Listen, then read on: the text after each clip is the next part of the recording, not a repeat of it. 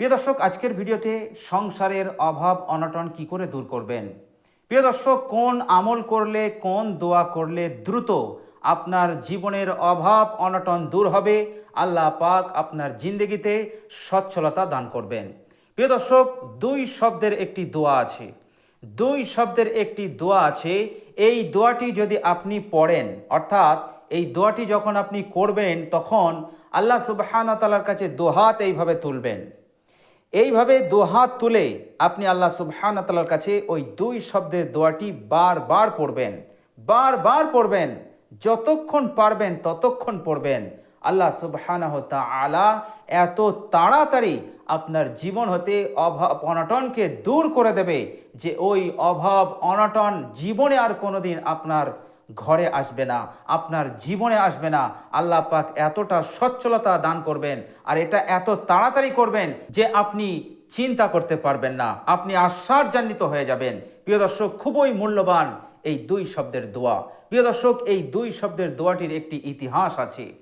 প্রিয় দর্শক, একসময় হযরত ওমর রাদিয়াল্লাহু তাআলা আনহু তিনি ঈশার নামাজ পড়ে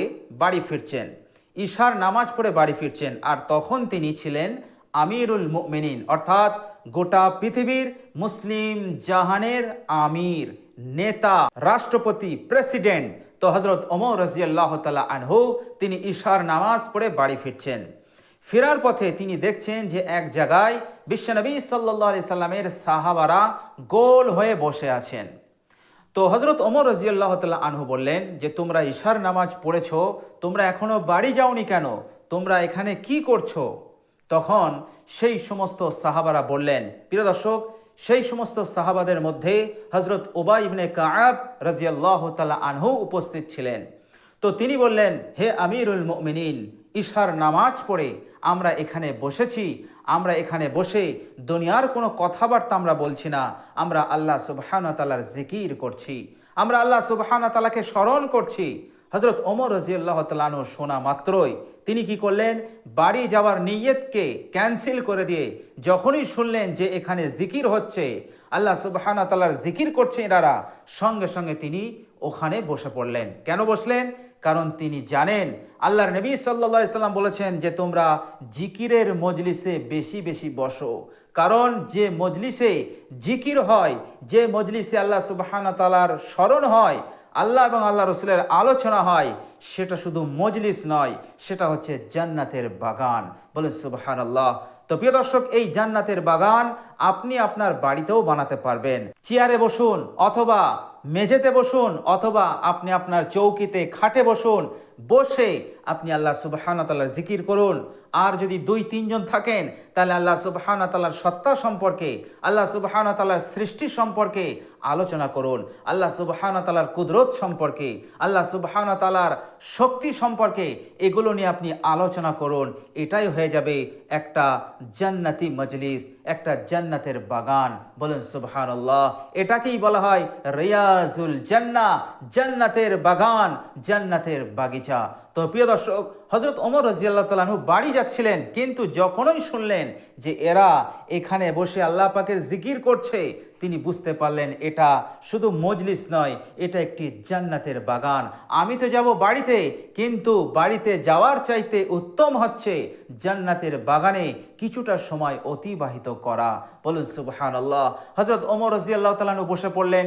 আমিরুল মুমিনিন, প্রেসিডেন্ট, গোটা পৃথিবীর মুসলিম জাহানের যিনি রাষ্ট্রপতি, প্রেসিডেন্ট, তিনি বসেছেন।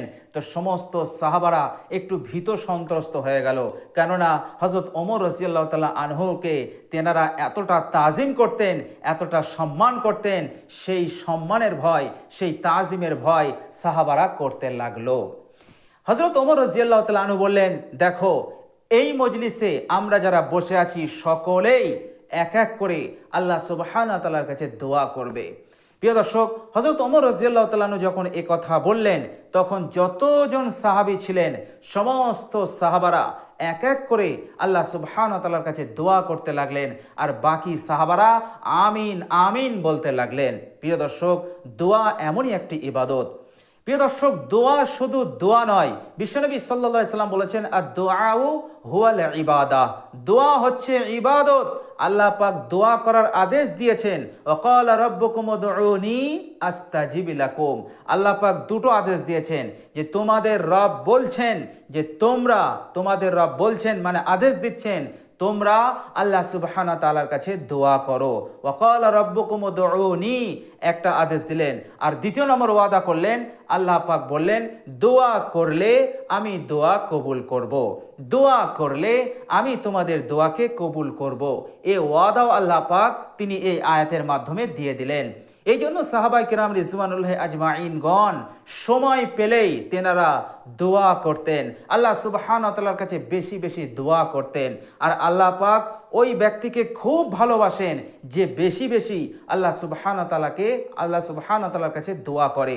আর যে ব্যক্তি দোয়া করে না, আল্লাহ পাক সেই ব্যক্তির ওপরে অত্যন্ত রাগান্বিত হন, অত্যন্ত তিনি রেগে যান, অত্যন্ত তিনি ক্রোধান্বিত হয়ে যান যে এই বান্দা কেন আমার কাছে দোয়া করছে না। তো আল্লাহ সুবহানাহু ওয়া তাআলা অত্যন্ত ভালোবাসেন দোয়া করনেওয়ালাকে। তো হযরত ওমর রাদিয়াল্লাহু তাআলা আনহু বললেন যে তোমরা সকলেই এক এক করে আল্লাহ সুবহানাহু ওয়া তাআলার কাছে দোয়া করো।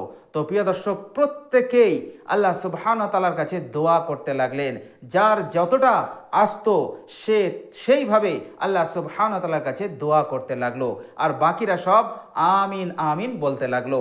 এরপর যখন বাড়ি আসলো, পালা আসলো হযরত উবাই ইবনে কাব রাদিয়াল্লাহু তাআলা আনহুর দোয়া করার, তখন তিনি ভয়ে কাঁপতে লাগলেন। কেন? পাশেই বসে আছে হযরত ওমর রাদিয়াল্লাহু তাআলা আনহু, অর্থাৎ তিনার একদম কাছে বসে আছে হযরত ওমর রাদিয়াল্লাহু তাআলা আনহু। তো সেই হিসেবে তিনি ভয়ে কাঁপতে লাগলেন। হযরত ওমর রাদিয়াল্লাহু তাআলা বুঝতে পারলেন যে উবাই ইবনে কাব কাঁপছে। কেন কাঁপছে? হযরত উবাই ইবনে কাব রাদিয়াল্লাহু তাআলা আনহু একজন বহুত বড় সাহাবী, এরপরও তিনি কেন কাঁপছেন? তিনি এই জন্য কাঁপছেন, তিনি যত বড়ই সাহাবী হোক হযরত ওমরের মতন বড় নয়। কারণ হযরত ওমর রাদিয়াল্লাহু তাআলা আনহু সম্পর্কে আল্লাহ নবী যা যা বলেছেন, যেটা অন্য সাহাবীর জন্য অর্থাৎ হযরত উবাই ইবনে কাবের জন্য বলেনি। আল্লাহ নবী সাল্লাল্লাহু আলাইহি সাল্লাম বলেছেন আল্লাহ নবী সাল্লাল্লাহু আলাইহি সাল্লাম বলেছেন ওমর ফিল জান্নাহ, অর্থাৎ ওমর জান্নাতি। অর্থাৎ যে 10 জন সাহাবী জান্নাতের সুখবর পেয়েছেন দুনিয়ার বুকে থাকতেই, সেই 10 জনের মধ্যে হযরত ওমর রাদিয়াল্লাহু তাআলা আনহু আছেন দ্বিতীয় নম্বরে। বলেন সুবহানাল্লাহ।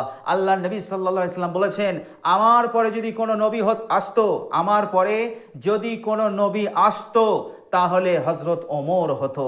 বলুন সুবহানাল্লাহ। এত বড় সম্মান মর্যাদা হযরত ওমরের ছিল, এবং নবী হওয়ার যোগ্যতা ইস্তেদাদ আল্লাহ পাক হযরত ওমরের মধ্যে রেখেছিলেন। কিন্তু বিশ্ব নবীর পর কোনো নবী আসবেন না, তিনি হচ্ছেন শেষ নবী। এই জন্য হযরত ওমর রাদিয়াল্লাহু তাআলা নবী হতে পারেননি। তো হযরত ওমর রাদিয়াল্লাহু তাআলা আনহু ছিলেন জলিলুল কদর, একজন বড় সাহাবী। তো সেই সাহাবীর তাজিম, সেই সাহাবীর সম্মানার্থে হযরত উবাই ইবনে কাব থরথর করে কাঁপতে লাগলেন। তো হযরত ওমর রাদিয়াল্লাহু তাআলা আনহু হযরত উবাই ইবনে কাব রাদিয়াল্লাহু তাআলা আনহুকে বললেন যে তোমাকে লম্বা দোয়া করতে হবে না, এই 2 শব্দের দোয়াটা তুমি পড়ো। হযরত ওমর রাদিয়াল্লাহু তাআলা আনহু একটি দোয়া শেখালেন। দোয়াটি খুবই ছোট, 2 শব্দের। সেই দোয়াটাই আমি আজকে আপনাদের সঙ্গে শেয়ার করব। প্রিয় দর্শক, হযরত ওমর রাদিয়াল্লাহু তাআলা আনহু বললেন এই দোয়াটি তুমি করো। তো হযরত উবাই ইবনে কাব রাদিয়াল্লাহু তাআলা আনহু তখন তিনি হাত তুলে ওই 2 শব্দের দোয়াটি তিনি করতে লাগলেন। হযরত উবাই ইবনে কাব রাদিয়াল্লাহু তাআলা আনহু তিনি বর্ণনা করছেন আমি একই দোয়া বারবার করে যাচ্ছি, বারবার করছি, আর আমি দেখতে পাচ্ছি যে ওই মজলিসের মধ্যে সবচাইতে বেশি চোখ দিয়ে যার পানি ঝরেছে, সবচাইতে বেশি আল্লাহর ভয়ে চোখ দিয়ে অশ্রু ঝরেছে যে সাহাবীর, তিনি হচ্ছেন হযরত ওমর রাদিয়াল্লাহু তাআলা আনহু। বলেন সুবহানাল্লাহ। হযরত ওমর রাদিয়াল্লাহু তাআলা এত কাঁদছিলেন যে হযরত উবাই ইবনে কাব রাদিয়াল্লাহু তাআলা আনহু তিনি আশ্চর্যান্বিত হয়ে গেলেন, হতবাক হয়ে গেলেন। তিনার কান্না দেখে, অর্থাৎ হযরত ওমর রাদিয়াল্লাহু তাআলা আনহুর কান্না দেখে, অর্থাৎ হযরত উবাই ইবনে কাব রাদিয়াল্লাহু তাআলা আনহু তিনি দোয়া বন্ধ করে দিলেন। হযরত ওমর রাদিয়াল্লাহু তাআলা আনহু বললেন এবার তোমরা নিজের নিজের বাড়িতে চলে যাও। প্রিয় দর্শক, সেই 2 শব্দের দোয়াটি কি ছিল? প্রিয় দর্শক, সেই 2 শব্দের দোয়াটি ছিল আল্লাহুম্মা গফিরলি ওয়ারহামনি। হযরত উবাই ইবনে কাব রাদিয়াল্লাহু তাআলা এইভাবেই দোয়া করছিলেন, আল্লাহুম্মা গফিরলি ওয়ারহামনি, আল্লাহুম্মা মাগফিরলি ওয়ারহামনি, হে আল্লাহ আপনি আমাকে ক্ষমা করে দিন, হে আল্লাহ আপনি আমার প্রতি দয়া করুন, হে আল্লাহ আপনি আমার গুনাহসমূহকে ক্ষমা করে দিন, হে আল্লাহ আপনি আমার প্রতি দয়া করুন, আপনি আমার প্রতি রহম করুন। আল্লাহুম্মা গফিরলি ওয়ারহামনি, আল্লাহুম্মা গফিরলি ওয়ারহামনি, এই দোয়াটা তিনি বারবার করছিলেন। আর এদিকে হযরত ওমর রাদিয়াল্লাহু তাআলা আনহুর চোখ হতে অঝরে অশ্রু ঝরে যাচ্ছে, পানি ঝরে যাচ্ছে। বলুন সুবহানাল্লাহ। তো প্রিয় দর্শক, এই দুই শব্দের দোয়াটি এতটা শক্তিশালী দোয়া, এই দোয়াটি যদি আপনি মোনাজাত সহকারে যদি আপনি পড়েন, বেশি বেশি করেন, বেশি বেশি এই দোয়াটি পাঠ করেন, তো আল্লাহ সুবহানাহু ওয়া তাআলা আপনার জীবনের যত ধরনের অভাব আছে, অনটন আছে, দারিদ্রতা আছে, গরিবী আছে, আল্লাহ পাক সবগুলোকে আল্লাহ পাক দূর করে দিয়ে আপনার সংসারে, আপনার জিন্দগিতে এমন সচ্ছলতা দেবেন, এমন প্রশস্ততা দেবেন যে আপনি এই দুনিয়ার জিন্দগিতে সুখে শান্তিতে আপনি জীবন যাপন করতে পারবেন, সুখে শান্তিতে নিশ্চিন্তে আল্লাহ সুবহানাহু ওয়া তাআলার হুকুম পালন করতে পারবেন, নিজের সন্তানদেরকে নিজের মন মতন করে মানুষ করতে পারবেন। বলুন সুবহানাল্লাহ। তো প্রিয় দর্শক, খুবই সহজ দোয়া, ছোট দোয়া, আল্লাহুম্মা গফিরলি ওয়ারহামনি, কিন্তু এর প্রতিদান, এর ফজিলত, এর উপকার এত বেশি যা আমি আপনি কখনো চিন্তা করে কুল করতে পারবো না, যা আমি আপনি কখনো ভাবতে পারবো না। তো প্রিয় দর্শক, সকলেই আমরা চেষ্টা করব এই মূল্যবান দুই শব্দের দোয়াটি বেশি বেশি পাঠ করা এবং আল্লাহ সুবহানাহু ওয়া তাআলার কাছে এই দোয়াটি পাঠ করে আল্লাহ সুবহানাহু ওয়া তাআলার কাছে কামনা করা। আল্লাহ সুবহানাহু ওয়া তাআলা অবশ্যই আমাদের দোয়াকেও তিনি কবুল করবেন। আমিন।